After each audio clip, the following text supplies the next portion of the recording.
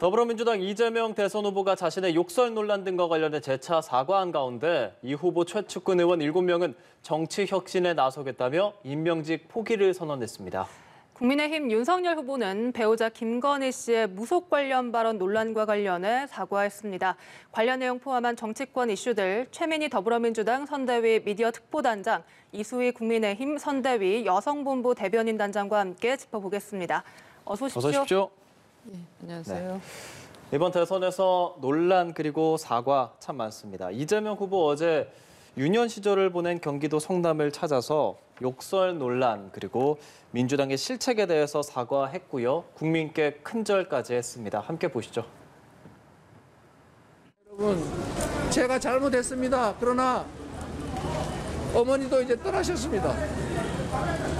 형님도 이제 떠나셨습니다. 다시는 이런 일이 일어나지 않습니다.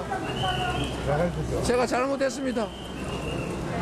이제 이런 문제로 우리 가족들 아픈 상처 그만 좀 해집으십시오.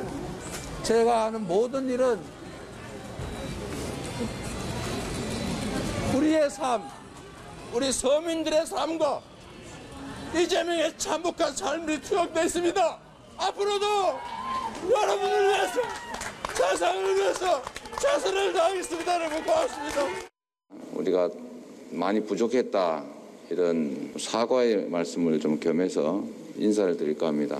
지금까지 완전히 다른 새로운 정치로 보답드리겠다 이런 각오를 한번 표현할까 합니다.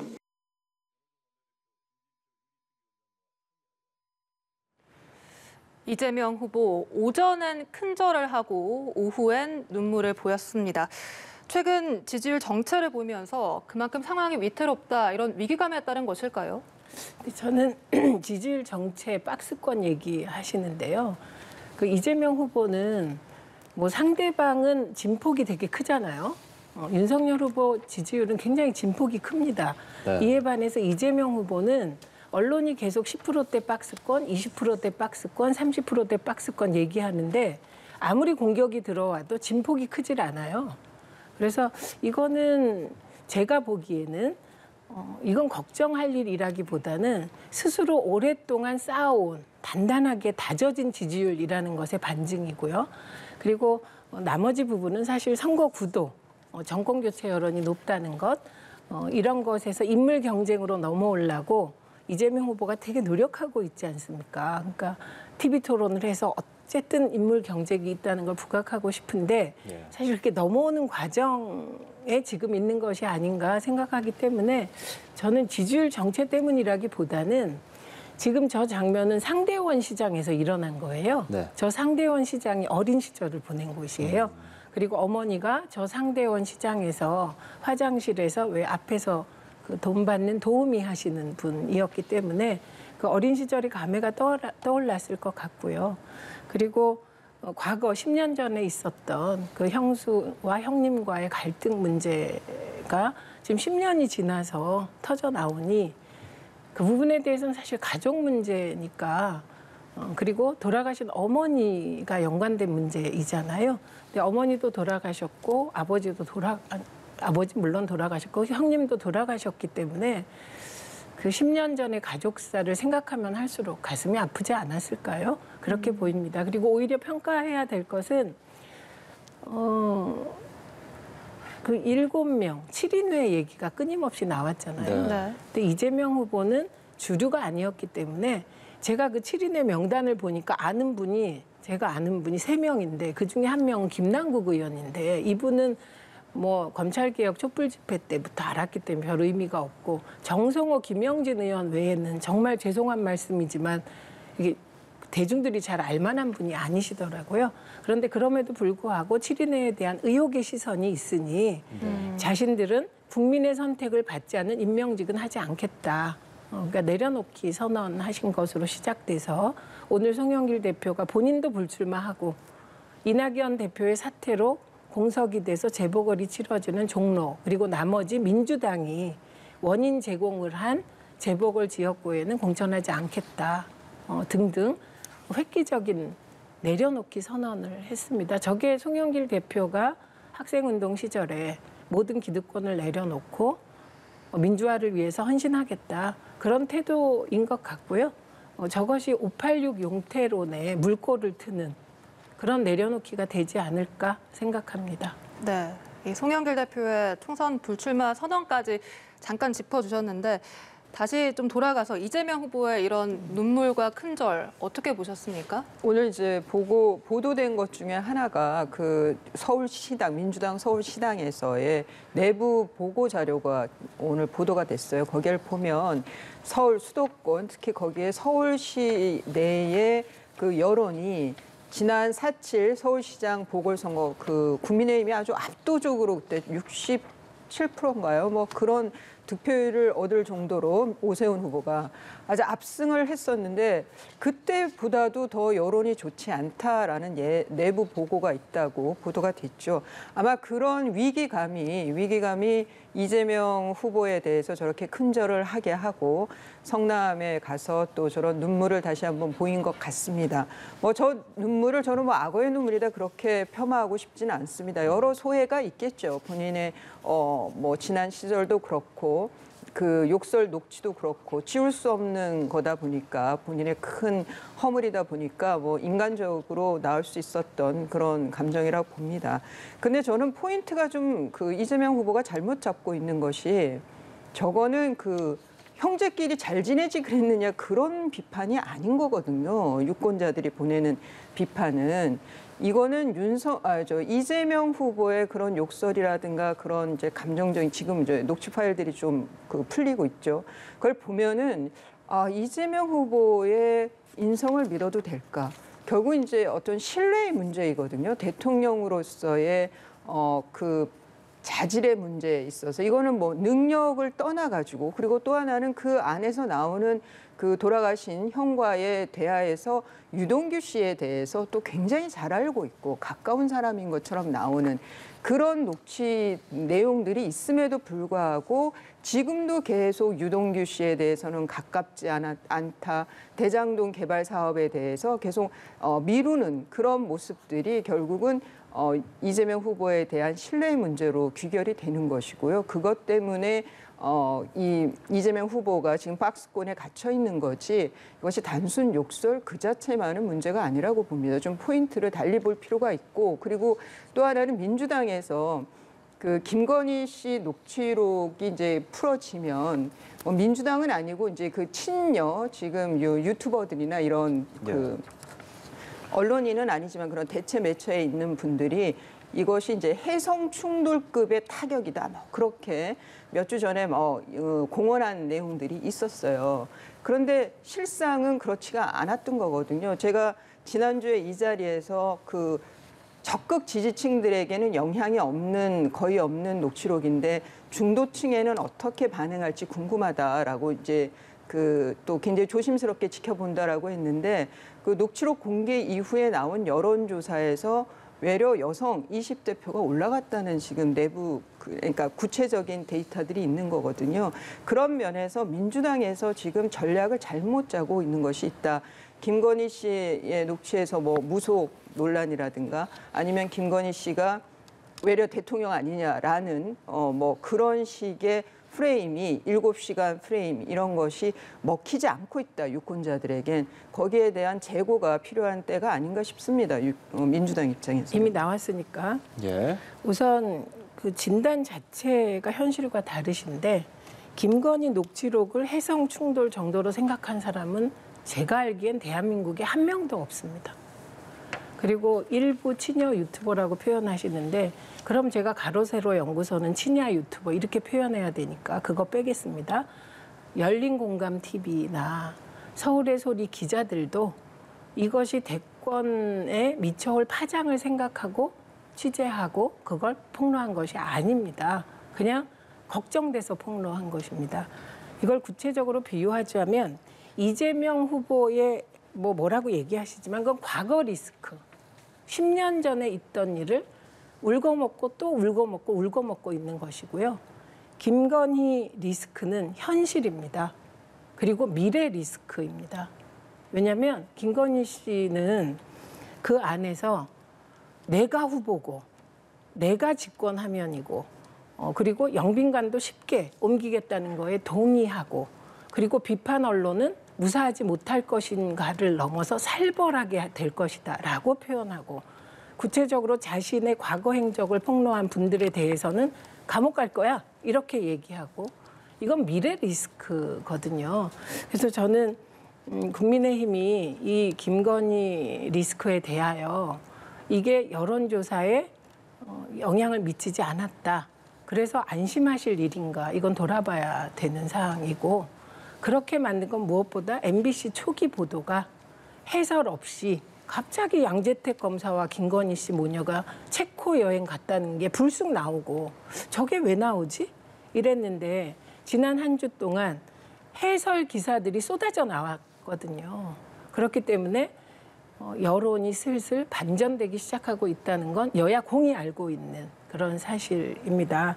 그래서 가장 중요한 건 이재명 후보의 저 리스크는 사실을 정확히 알게 되면, 그 녹취 파일을 다 들어본 분들은 이재명 후보가 먼저 욕을 한 게 아니라 엄마에 대해서 이런 욕을 하는 것이 말이 되냐고 계속 따집니다. 따지다가 그러면 형수한테 이런 욕을 해도 되냐, 내가 말이 되냐, 이랬다는 걸 알게 되면 사정을 이해할 수 있는 거고, 무엇보다 10년 전 과거 리스크고, 두 분 다 저세상 분들이 되셨기 때문에 다시 벌어지지 않을 리스크지만 김건희 리스크는 미래 리스크다. 이 점이 제일 중요한 포인트인 것이겠죠. 지금 이제 말씀하신 이제 과거 리스크에 불과하다라고 했지만, 제가 이제 신뢰의 문제이고 그 사람 됨됨이 인성, 그러니까 사람이 크게 바뀌지는 않는 거니까요. 그걸 보면은 지금 그 이재명 후보의 경우에는 남양주 시장이 계곡 정비 사업이, 이것이 경기도 그 이재명 당신 경기지사의 시작보다는 남양주에서 먼저 시작을 한 거다라는 댓글 하나에서 시작이 돼서 결국엔 표적 감사를 했다. 그래서 남양주 시장이 굉장히 그 크게 반발하고 뭐 그런 1인 시위도 하고 그랬던 거 다 보도된 거 아실 겁니다. 그러니까 이런 면들이 혹시 이재명이 그 후보가 대통령이 됐을 때는 뭔가 이런 식의 분위기, 뭐 자기에게 반발하는 경우에는 이런 표적 감사 같은 그런 불이익을 준다든가 뭐 이런 게 이루어지지 않을까라는 걱정을 하는 거죠. 그래서 이게 단순히 과거 리스크, 그 형제에 국한된 그런 그 뭐 인성의 표현이라기보다는 이것이 이제 이재명 후보가 갖고 있는 어떤 특성, 위험한 리스크, 거기에 해당되는 것이 아닌가라고 보고, 그렇기 때문에 이제 정책이라든가 이런 것에 본인이 갖고 있었던 행정 능력에 대해서 계속 얘기를 하더라도, 또 그 행정 능력은 또 결국 대장동 그 개발 사업에서의 문제점으로 또 가서 과연 그러면 능력이 있는 거냐라는 거에도 또 그 불신을 받게 되는 거거든요. 그런 면에서의 이재명 후보가 갖고 있는 게 여러모로 한계를 갖고 있는 게 아닌가 싶습니다. 곧 의원님 정말 말씀 잘못하셨습니다. 제가 남양주 사는 거 아시죠? 예. 제가 남양주 시장 건은 너무나 잘 알고 있습니다. 이 계곡 문제는 나중에 터진 문제고, 남양주 시장이 경기도 감사를 받게 된 것은 국민청원, 시민청원 하고요. 남양주 시장의 최측근이, 본인이 임명한 최측근이 남양주 시장과의 대화, 통화 내역을 다 녹음한 겁니다. 대부분을. 그리고 업무 수첩까지. 그걸 가지고 경기도에 감사를 받은 것입니다. 그래서 시작된 거예요. 계곡 문제는 그 사후의 문제고요. 그래서 그 남양주 시장 문제는 제가 처음부터 끝까지를 너무 잘 알고 있어서, 이거는 남양주 시장이 민주당이기 때문에 많은 분들이 그냥 이 얘기를 안 하는 건데, 지금 하셨기 때문에 제가 팩트 체크를 하지 않을 수가 없습니다. 그래서 시작은 그 내부의 행정 업무라든지 이런 면이 불공정했다는 시민단체의 남양주 감사 청구, 경기도에 대한, 이게 첫 번째. 그리고 두 번째는 최측근이 녹취록과 모든 것을 지역 국회의원에게 말하자면 고발한 겁니다. 공익 제보의 형태로. 그리고 세 번째는 남양주시장은 공직선거법, 공무원 선거중립 위반 의무 등으로 지금 2개의 재판을 받고 있습니다. 그래서 이것을 무슨 이재명 그 후보가 경기도지사 시절 그 계곡 철거 문제를 놓고 갈등을 벌이다가 생겼다, 이렇게 얘기하는 건 정말 사실을 잘 모르시는 것이고요. 계곡 철거만 해도 이 계곡 철거를 최초로 한 곳은 울진입니다. 그리고 경기도 전역에 이 계곡 철거를 한 것은 이재명 도지사가 광역단체장으로서 한 거 맞고요. 그리고 경기도가 그 내부에서 각 지자체로 문건을 내려보내는데 계곡 정비하라고. 그 시기가 남양주가 시작한 시기보다 조금 빠릅니다. 그런데 이런 거 따질 필요가 없다는 것이죠. 계곡 철거에 관한 한 남양주 시장님도 아주 잘하셨습니다.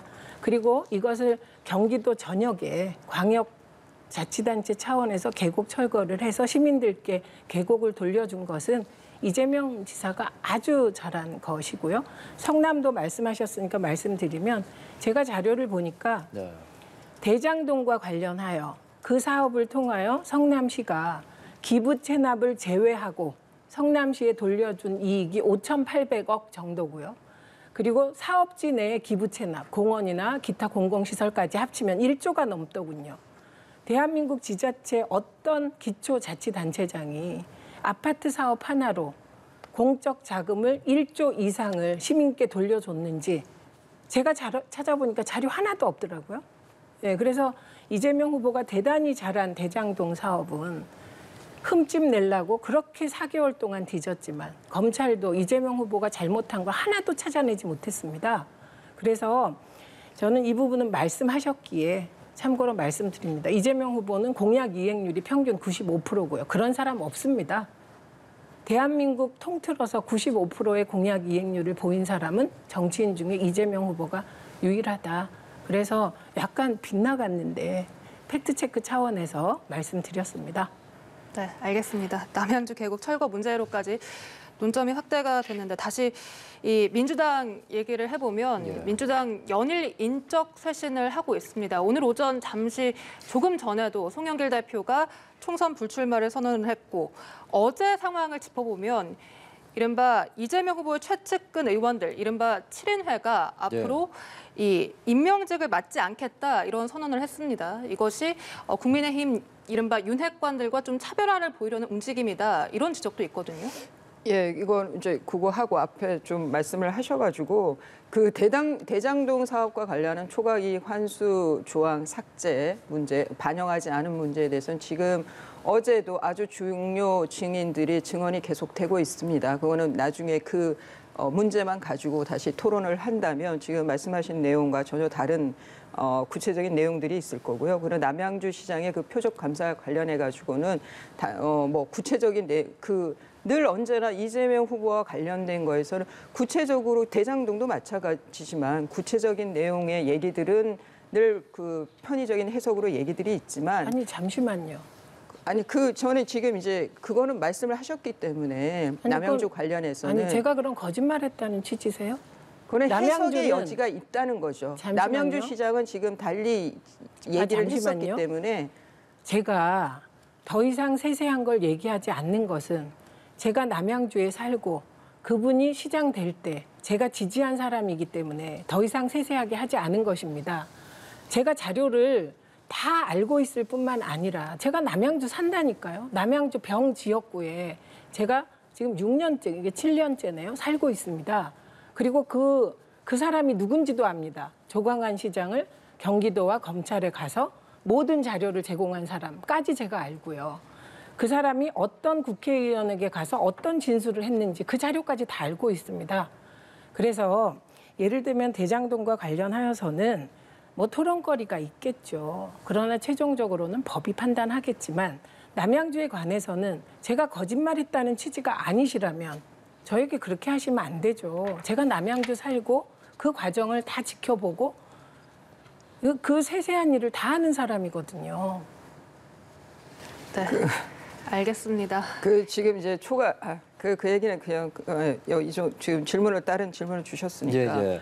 이 586 용태론과 관련해서는 민주당에서 세대 교체 요구는 꽤 된 얘기죠. 이게 지난 총선 때에도 586 이제 좀 물러나야 되는 거 아니냐, 세대 교체가 돼야 되는 거 아니냐, 586이 이제는 기득권이 됐다라는 그런 많은 비판이 있었습니다. 그런데 드디어 이제 이재명 후보의 박스권 지지와 내부 보고에 따라서 아마 이 586 용태론들이 지금 나온 것 같고 7인회도 마찬가지고요.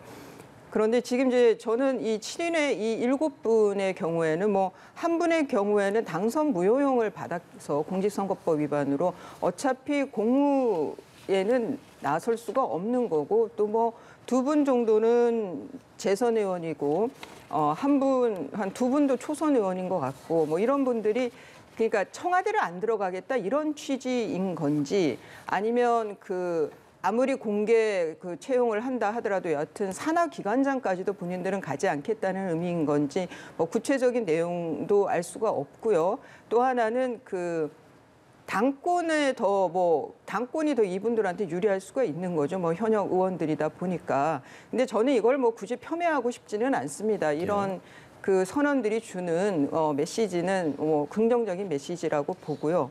그리고 또 하나는 이제 586 관련해서는 송영길 대표가 지금 이제 잠시 전에 본인이 총선에 출마하지 않겠다라고 했습니다. 이것이 이제 정계 은퇴를 얘기하는 건지는 모르겠지만 송영길 대표 정도가 총선 포기를 얘기하는 거는 저는 큰 반향이 있을 거라 보이는데 이후에 그러면 릴레이 나는 다음 총선에는 출마하지 않겠다.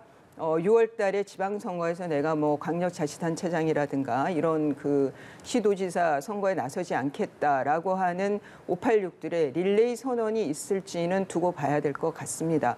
네, 송영길 대표의 저런 의지 표명은 저로서는 상당히 긍정적이다 보이고 또 저것이 국민의힘에다가도 주는 영향이 있을 수 있을 것 같습니다. 국민의힘의 경우에는 이제 아주 새로운 신인이죠. 정치 신인이라고 할 수가 있는데 윤석열 후보가 되면서 정치 개혁의 불씨는 저는 살아있다고 보이고 그런 면에서 국민의힘도 세대 교체이기보다는 좀 뭔가 혁신이 안에서 국민의힘 안에서의 혁신도 필요한 때가 됐다라는 생각도 같이 하게 됩니다. 한 개만 팩트 체크할게요. 예. 이기민 의원은 그렇기 때문에 저 선언에 들어가지 않으셨습니다. 네. 예. 7인회 중 6명. 네, 윤석열 후보에 대해서 정치개혁이라고 말씀을 해주셨어요. 윤석열 후보 외교 안보 공약을 발표했거든요. 현 정부의 대북 정책을 실패로 규정하면서 비판의 목소리를 높였습니다. 발언 들어보시죠. 민주당 정권의 한반도 평화 프로세스는 완전히 실패했습니다. 굴종이 아니라 강력한 국방력에 기반한 평화를 추구하겠습니다. 만나서 우리 앞으로 그냥 잘해봅시다. 이런 얘기하는 그거는 정상 외교가 아닙니다. 그거는 쇼입니다. 국내 정치에 외교를 이용하고 국내 정치에 남북한 통일 문제를 이용하는 쇼입니다. 저는 쇼는 안 합니다. 네, 외교 안보 관련한 공약을 발표하는 자리였는데 현 정부의 대북 정책 완전히 실패했고 그리고 남북 정상회담 쇼라고 이야기했습니다. 국민의힘 당내에서도 비슷한 의견을 갖고 있을까요? 윤석열 후보에 대해서 이제 후보와 이재명 후보가 크게 이제 공약에서 특히 경제 공약이라든가 2030 공약에서는 큰 차이점은 없어요. 이제 그런데 가장 큰 차이를 보인다면 대북 정책 그리고 외교 정책 이쪽일 것 같습니다. 특히 여기서 한반도 평화 프로세스는 이제 문재인 정권의 아주 대표적인 대북 정책이었고 네. 그래서 여러분들도 많이 기억하시겠지만 도보다리에서 김정은 위원장하고 같이 걷는다든가 지방선거 직전에 그런 일들이 벌어지면서 지방선거에도 큰 영향을 미쳤었죠. 하지만 현재 그러면 달라진 것이 있느냐 그렇지가 않다는 거고요. 그래서 가장 큰 문제는 여기서 다시 얘기를 삶은 소 땡땡땡 하는 대한민국 대통령이 그런 욕설과 아주 모욕적인 말을 들어도 누구 하나 비판하지 않는 이런 상황들 이런 거에 대해서는 많은 국민들이 자존심 상해하고 이해할 수 없는 대북관이라고 생각을 하는 거거든요. 그런 거는 이제 기본으로 깔고 지금 윤석열 후보가 말한 이 대북 정책이라든가 한미 관계 이런 것은 상당히 보수적인 색채를 드러내는 거고 네. 이것이 이재명 후보와의 큰 차별점을 줄 수 있을 거라고 생각합니다. 그리고 이것은 지금까지 국민의힘에서 갖고 있던 그 뭐 외교 정책, 대북 정책에서 크게 벗어나지 않습니다. 네. 이렇게 윤석열 후보와 이재명 후보가 다른 공약들은 비슷한 공약이 많은데 외교 안보 공약에서는 차별점이 있다 이런 지적이 나옵니다. 우선 문재인 정부의 평화 프로세스가 실패했다. 동의가 전혀 안 됩니다. 그리고 이렇게 한번 여쭤볼게요. 윤석열 후보께 공개적으로. 이명박 박근혜 정부는 평화 시도 못하지 않았습니까? 그리고 두 분은 다 지금 감옥에 있지 않습니까? 이렇게 여쭤보고 싶고요. 그다음에 중요한 건 이래서 배신의 정치가 무섭다. 김건희 파일에 보면 윤석열 후보는 문재인 대통령을 지키려다 배신당했다 이런 요지가 있습니다. 그런데 본인이 임기 중에 대통령을 배신하고 총장직에서 물러나서 야당으로 가서 대권 후보가 되시니까 더 무섭게 저렇게 치는구나 이런 생각입니다. 네, 중요한 건 지금 말씀하신 과연 뭐가 중요하냐. 외교에서 대권 후보가 내 자존심을 지키는 게 중요하냐. 아니면 국민을 위한 평화를 지키는 게 중요하냐. 저는 이런 선택이라고 생각합니다. 문재인 대통령은 당신보다는 국민의 안위와 평화를 지키려고 애쓴 대통령입니다. 그리고 우리가 자꾸 너무 빨리 까먹는데요. 문재인 대통령이 초기 집권하셨을 때 그때 트럼프는 김정은에게 로켓맨이라고 했고요. 그리고 김정은은 트럼프에게 늑다리 미치광이라고 했습니다. 그리고 그 당시에 무슨 얘기가 나왔습니까? 선제 타격론을 넘은 핀셋 폭격론이 나왔습니다. 그래서 외국에서는 한반도에 다 전쟁이 일어난다 그랬어요. 전쟁이 일어나면 윤석열 후보가 피해 봅니까? 전쟁이 일어나면 정말 힘없는 서민의 자식들이 군대 가서 다치고 죽습니다. 그럼 대통령은 북한이 무례하게 그렇게 트럼프한테 로켓맨이라고 하고 이런 말싸움을 하는 게 옳으냐? 아니면 정말 제가 보기에는 비정상적인 북한의 지도자와 북한의 지도급 인사들을 달래서 평화를 지켜서 국민의 안위를 지키는 게 옳으냐? 문재인 대통령은 대통령답게 평화를 지켰고요. 한 가지만 말씀드리면 문재인 대통령, 문재인 정부에서 지난 4년 10개월 동안 남북 간의 충돌로 사망한 사람이 한 명도 없습니다. 유일한 정권입니다. 네, 그래서 저는 그러면 문재인 대통령이 왜 그 종전선언도 빨리 하고 평화협정도 맺고 북한 핵도 빨리 폐기하고 이렇게 빨리빨리 안 했어. 그래야 되는 거 아니야? 5년 만에 다 해야 되잖아. 이런다면 저는 그런 말 하시는 분들께 굉장히 성급하시고 외교도 모르신다. 이렇게 돌려드릴 수밖에 없습니다. 아니 지금 말씀하신 데 저는 정말 화가 나는데 우리 국민이 해류에 쓸려서 북쪽 그 서해안 쪽에 갔을 때 스티로폼 그 폼 위에서 총에 맞아서 불에 태워져 사건이 있었어요. 태워진 사건이. 지금도 그 유가족들은 이 정권에 대해서 굉장한 분노를 계속 공개적으로 말씀하시고 있고요. 그러면 그 뭐 지뢰 도발이라든가 그런 것 때문에 그 다친 군인이 없으면 이게 평화인 건가요? 우리 국민이 가서 그런 상황을 맞이하면 그게 평화인 건가요? 평화인 건가요? 그게 올바른 평화인 건가요? 답변할까요? 그리고 이 민주당이 언제나 이 대북 정책에 대한 얘기가 나오면 그리고 핵 문제에 대해서 우리 국민의힘 안에서는 우리도 핵을 전술핵을 가져야 된다 이런 그 말씀들을 하시는 분도 있는데 이런 말들이 나오면 그 국민의힘에 이런 말씀을 하시는 분들은 정쟁을 원하는 사람들로 몰아가요. 그렇지가 않다는 거죠. 힘의 뒷받침이 없는 평화가 어떻게 가능합니까? 이거는 2차 대전 때 이미 보여지지 않았어요. 영국하고 독일의 그 영국에서의 대응을 보면은. 그런데 굴종을 해가면서 계속 전쟁만 안 나면 그게 평화라고 생각하고 그게 남북 관계가 잘 이루어지는 거라고 생각을 한다면 상당히 딱한 거죠. 이런 사고면은 이런 사고를 가지고 있는 당이나 후보라고 하면 그분들에게 우리 국민의 재산과 이 생명을 어떻게 맡길 수가 있습니까? 굴종으로 얻어내는 평화만이 우리 한반도의 평화다? 정말 많은 분들이 이 방송을 보고 동의하기 어려우실 겁니다. 예. 화내시는 건 자유시니까 괜찮습니다. 그런데 굴종으로 얻어진 평화가 어디 있습니까? 이 세상에. 그리고 힘이 뒷받침되지 않는 평화가 없다는 건 문재인 대통령의 소신이세요. 그래서 평균을 내보면 민주화 이후 보수 정부보다 민주 정부의 국방비 예산이 많았다는 거 확인할 수 있으실 겁니다. 그래서 저는 문재인 정부처럼 국방을 튼튼히 하면서 최근에는 우리가 무기를 수출하는 국가까지 됐습니다. 그래서 그런 정부는 없었다. 그리고 힘이 없으면 평화 못 지키기 때문에 우리가 한미 동맹이라든가 한미일 삼각 동맹에 대해서도 어떻게든 튼튼한 방어 체계 속에서 함께 가려고 애쓰는 것이다. 그다음에 그 북핵 폐기 문제에 대해서 말씀하셨는데 북핵 폐기해야 합니다. 이거는 남북 간의 합의 사항이에요. 이것도 민주정부에서 초기 시작한 게 아닙니다. 노태우 정부에서 시작한 것입니다. 한반도 비핵화. 그래서 이게 지금까지는 보수 정부에서도 폐기된 적이 없습니다. 그리고 또 하나는 전술핵 배치라든가 국민의힘 일부에서 핵 개발 얘기하시죠.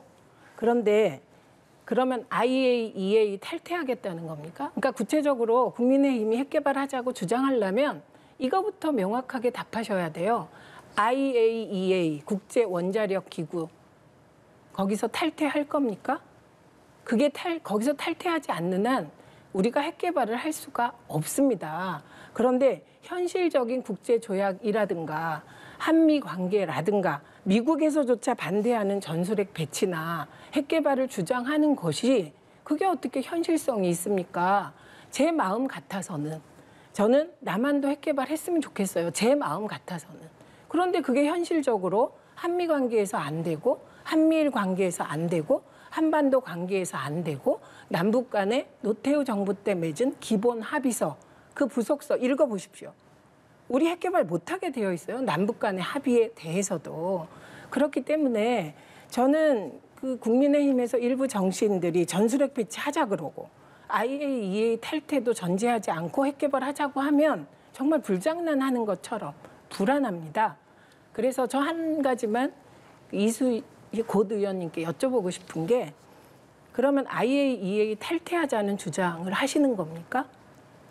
그거는 지금 이제 두 후보께서 이 대북 핵 문제와 관련해서는 후보 두 분의 얘기가 토론회에서 분명히 이 문제는 나올 거기 때문에 아니 그 얘기만 해보세요. 그 얘기를 하는 거고요. 그다음에 말씀하신 내용 중에 한반도 비핵화라는 그 용어가 상당히 중의적인 의미가 있어요. 이 한반도 비핵화를 얘기를 하면 북한의 핵이 완전히 없고 남한은 지금 핵이 없는 상황인데 이 한반도 비핵화가 악용이 된다는 거죠. 이거는 결국에 지금 시간이 얼마 남지 않아서 결국에 가면 이것이 주한미군 철수까지도 요구하는 내용인 거예요. 이게 북한에서 쓰고 있을 때에는 한반도 비핵화는 그 의미까지 담고 있다는 거죠. 여기에 대해서 민주당이나 민주당의 일부 의원들이 나와서 한반도 비핵화를 얘기를 할 땐 이것을 상당히 북한의 핵이 전부 없어지는 상황, 그 상황으로만 얘기를 하는데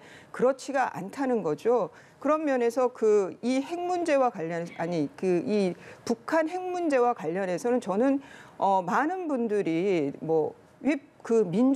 민주당에서 그리고 이 정권에서 북한 핵 문제에 대해서 정말 이 북한이라는 존재가 이 핵으로 남한을 공격할 수 있는 그 집단이라는 그런 정권이라는 생각을 갖고 있는 건지 아닌 건지 그것부터 아주 기본적인 그런 인식부터 의심을 할 수밖에 없고 그러면 할 수밖에 없는데 이렇게 되면 또 이걸 색깔론으로 또 몰고 가요.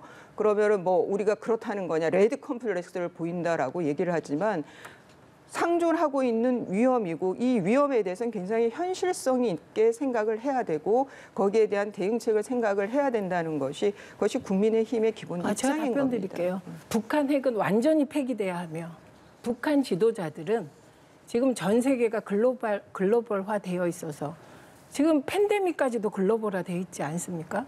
이런 상황에서 핵에 의존한 벼랑 끝 전술로 국가를 운영하는 건 어리석은 일이다. 예, 이거를 분명히 제가 말씀드립니다.